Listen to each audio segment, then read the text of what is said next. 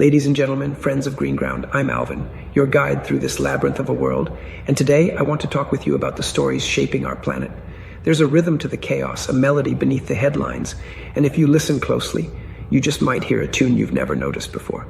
So let's step under the spotlight together and explore the day's grand narrative, its tensions, its tragedies, its triumphs, and those small moments that just might change everything.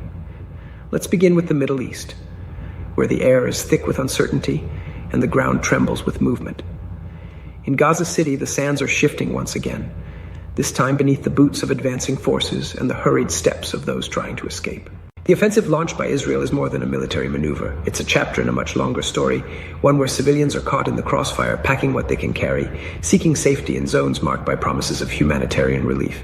You can almost hear the hum of anxiety in the air, the whispered prayers, the silent hopes for peace that seem at times impossibly distant. The city is a symbol, yes, but also a home, a place where everyday life has been overtaken by the extraordinary. And as the world watches, we're reminded that behind every headline, there are faces, families, and futures hanging in the balance. But the stage of global tension isn't set in just one theater. Cast your eyes eastward to the shimmering waters of the South China Sea, where waves aren't just made by the wind, but by the ambitions of nations. Here, China and the Philippines find themselves locked in a dance of sovereignty and strength, with water cannons and colliding vessels painting a picture of a rising storm. The Scarborough Shoal, a name that might not roll off the tongue, is suddenly at the center of the world's attention, a speck of land with the weight of history and pride resting upon it. It's a reminder that the sea, so often a source of life and trade, can also become a canvas for conflict, a place where the tides of diplomacy and deterrence ebb and flow with the moon.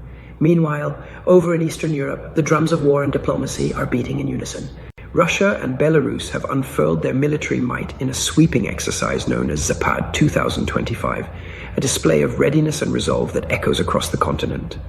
Tanks roll, jets scream, and soldiers march, not just for show, but as a statement in a world that seems to be holding its breath.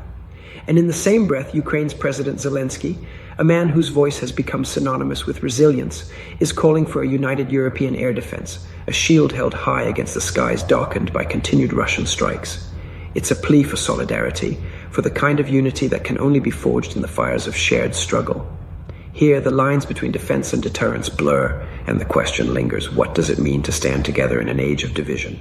And as if the world needed more reminders of how interconnected our fates truly are, the simmering conflicts of the Middle East reach new temperatures as Israeli strikes target Hodeidah port in Yemen, aiming at Houthi bases and drawing new lines in an already complex web of alliances and animosities.